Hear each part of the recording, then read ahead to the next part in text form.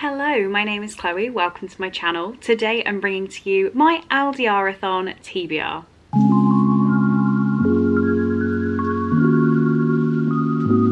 So I wanted to be aesthetic and hold my new Halloween mug, but it's just hot, so I'm going to put it down. If you have no idea what we're here for today, then I am hosting a readathon in November called the ldrathon, which is the Long Distance Relationship Readathon. I will link my announcement video down in the description for you, but to summarise it, it is effectively a week-long readathon from Monday the 8th to Sunday the 14th of November, and I'm doing it as part of a celebration for the long distance relationship community and all of the struggles that we have been through over the past 18 months to 2 years. It is now really exciting. I mean, did I plan this? I think I planned this. The borders are lifting from the UK and Europe into America on Monday the 8th of November. Now, if that is not creepy, like, that's weird. How have I managed that? Sadly, I will not be jumping on a plane as soon as I can, so I actually think this readathon is really going to help me accepting the news on that day, but knowing that I'm not getting on a plane kind of situation. But yeah, we're not going to go on about all of my emotions again. I just want to run you through what books I have chosen for the prompt. I will be posting a full November TBR in 2 days time, so I believe this is going up on Thursday and my November TBR will go up on Saturday. The first prompt is Facetime Calls, read a book recommended by a friend. So I have gone for Tender is the Flesh by Augustina Bastarrica. This is my book club book for the month for Chloe's Crime Scene Corner, so I needed to get it on here somewhere, or in my month somewhere. But I actually got this book because I saw it on Victoria's channel from What Victoria Read. I don't quite remember whether she explicitly reached out and said, Chloe, you would like this, but I take Victoria's books as recommendations. I always have. I trust that she knows what she's talking about. It's a horror book, I should probably start with, about cannibalism because animal meat becomes too infected for humans to eat it. So humans need to be bred for meat consumption. It's very short. I am so excited to read this. I know many members of the book club are. It's not too late to join in the book club if you would like to. I will leave a link to the announcement video so you can find more information there. But yeah, book number one. The next prompt is 3,924 miles. Read a book set in a different country. I could have gone with many books off my shelf, but I thought it would only be right to pick a book set in America, as that is where I'm trying to get. So the book I have chosen is Survive the Night by Danielle Vega. This is another horror book from the author of The Merciless, which I really enjoyed. I read it last year and thought it was amazing.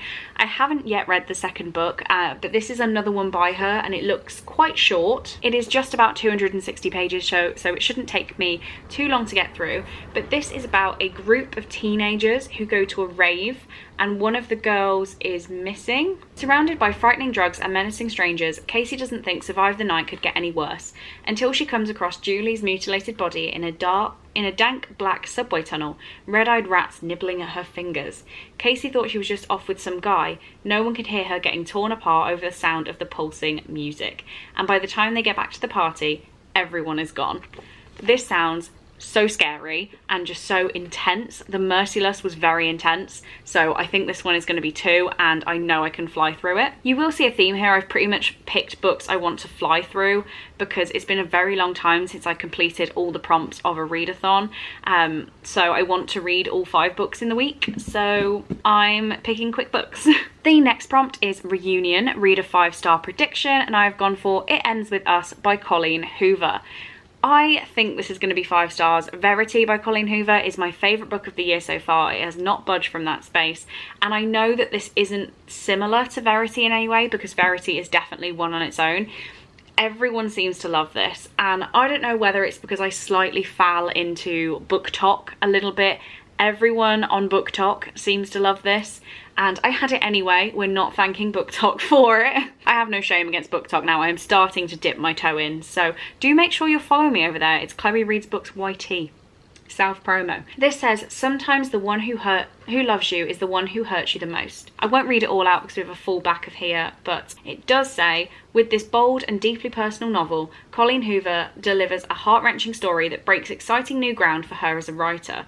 It Ends With Us is an unforgettable tale of love that comes at the ultimate price. So what's really drawn me to this, making me think it's a 5-star prediction, is it says that it breaks exciting new ground for her as a writer. So I have read one of Colleen Hoover's standard romances and gave it 3.5 stars, and that was All Your Perfects. But Verity is a romance thriller. I don't know what this is, what that extra little break part we're getting, but I feel like this could also be a 5-star. Next is Airmail, read a book that was gifted to you. So I've gone for The Vanishing Star by Maureen Johnson. This book has been on so many TBRs. It still has a bookmark in there. And yeah, I put this on every TBR because I need to read it. This is the sequel to Truly Devious, which I reread at the start of this year so that I could finally read this, and I still haven't read this. I've gone for this book as gifted because this is actually one that Cole brought with him from America when he came to visit, like as a present for me. So the fact that I got this book before I last saw Cole, well, I mean, Cole gave, you know what I mean, the timing ties up. It's been a while, and for the ldrathon, who better to pick a book from than my long distance boyfriend? So The Vanishing Star, it is a YA murder mystery, I guess. I don't know anything that happens in this one. I won't spoil the first one, but the first one ends on a pretty big cliffhanger, which I found very, very irritating when I read it, but it has drawn me to pick up the rest of the series, so I just need to read this one. And putting it in a TBR for my own readathon means I'm gonna get to it. And finally, we have Travel Bans, pick up a comfort read. So I've gone for Black Dawn by Rachel Kane. This is book number 12 in the Morganville Vampires series, and this whole series is a comfort read for me. I genuinely love it so, so much. This is about Claire, who is over-intelligent. When she's 16, she is intelligent enough to go to university, but her parents don't want her to go to a big city. They want to send her to the nice and quiet town of Morganville. But it turns out that Morganville is run by vampires, and Claire finds herself thrown into all sorts of situations.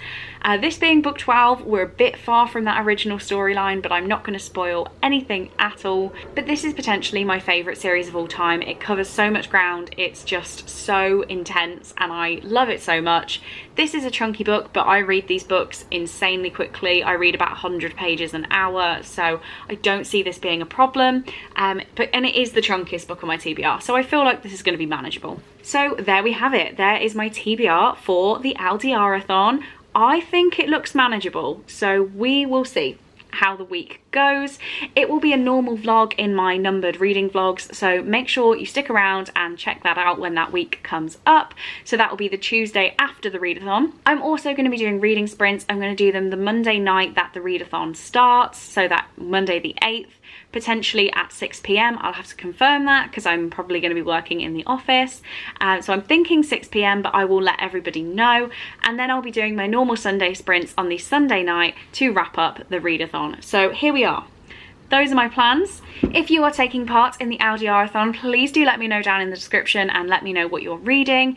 If you'll be posting your TBR anywhere, then please do make me aware of it. So make sure you're sending me links and Instagram photos and tweets and all that good stuff. Make sure you are getting me involved. There is the Twitter at ldrathon. You can also link my personal Twitter, which is Chloe Reads Books. And if you're talking about the readathon anywhere, then please do use the hashtag ldrathon and I'll be able to find your content more easily. So with that being said, that is my TBR for my readathon. I hope you guys enjoyed, and I will see you in 2 days for my full November TBR.